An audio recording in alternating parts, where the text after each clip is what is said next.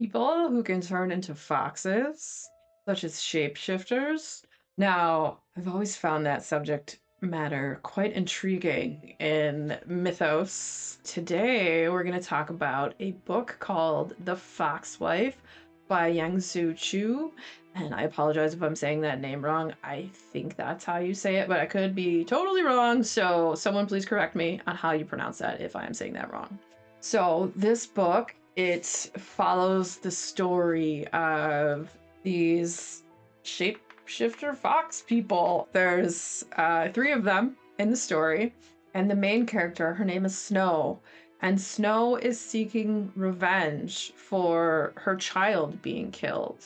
There was a man named Bektu Nakan, and he had apparently wanted like a fox pelt. And so this hunter guy went and they couldn't find a full grown adult fox. So they took a cub out of the burrow and the cub ends up dying. And so the mother, Snow, swears revenge on this man. And so to find him, she goes on quite the journey. You also have this detective Bao, and slowly their paths will intersect, but it takes a while to get there. There's this woman that's found frozen outside of this restaurant, and she had died, and she was dressed like a courtesan.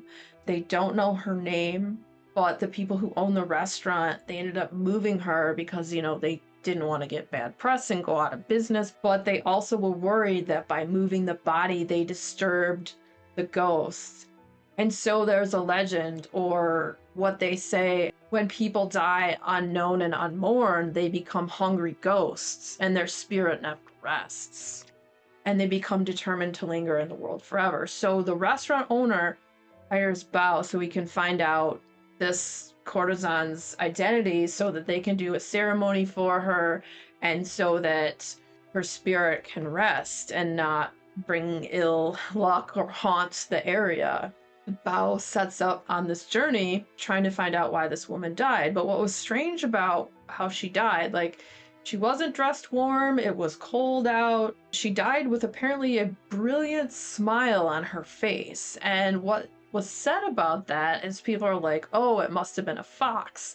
And the lore of these, like, fox gods has been around for years. This takes place in 1908 in Manchuria.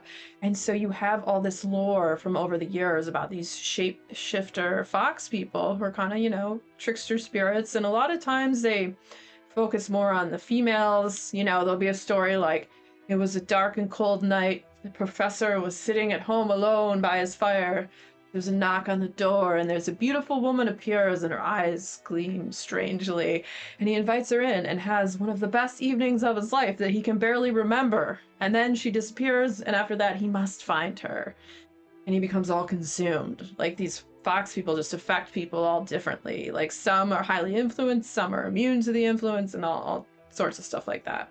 So, you have Bao looking for who possibly killed this woman and her identity, and they think it's a fox. And as Bao follows the trail trying to find the identity of this woman, foxes keep coming up over and over again. Okay, so now back to Snow. Snow ends up, when she comes into this town, she ends up getting hired at this medicine shop for the mistress of the medicine shop. The mistress, when she was younger, had an experience with who she thinks was a fox, like a fox shapeshifter, when she got lost and there was a fox kind of leading her along, and she fell and kind of hurt herself and she couldn't keep going, and then fox went away, and then a man came back and carried her to safety, and she always thought that possibly it was a fox. So she doesn't know that Snow is also a fox, but something about Snow kind of drew her to her. And then you have this weird curse over the mistress's family where, like, all the younger sons die an early death. With these families, there's possibly going to be another son born. So the current son, he's worried and he's going to go off to Japan to study because he doesn't want to be around because he's afraid he's going to die if the it's not even the guy's wife, it's like his concubine is gonna have a baby. A lot of tension going on right now. And at some point, Snow and the mistress decide they're going to go to Japan with the son because the mistress is super worried also about the son possibly being cursed with this whole thing going on with that family.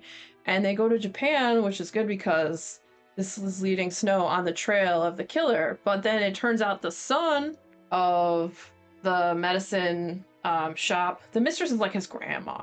The son is friends with this other guy, Shiro, and Shiro, unbeknownst to these people, is a fox as well. Snow and him know each other, and there's a bit of like weird animosity there, and it's kind of a weird, whimsical, strange, just esoteric trickster story. It was very chill.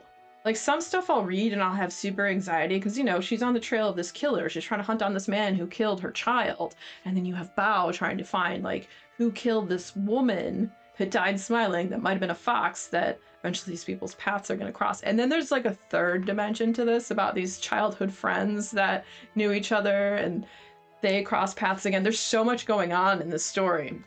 I really enjoyed it.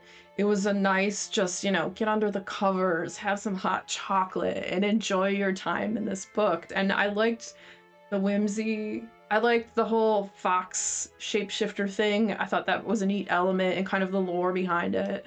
If you enjoy stories that have shapeshifters, kind of a murder mystery, and something that's just enjoyable to read, but also chill and doesn't give you a lot of anxiety, The Fox Wife by Yangsze Choo might just be for you. And if you had fun hanging out today, hit that subscribe button, come back, see me again, and we'll talk about more bookish things and weird stuff.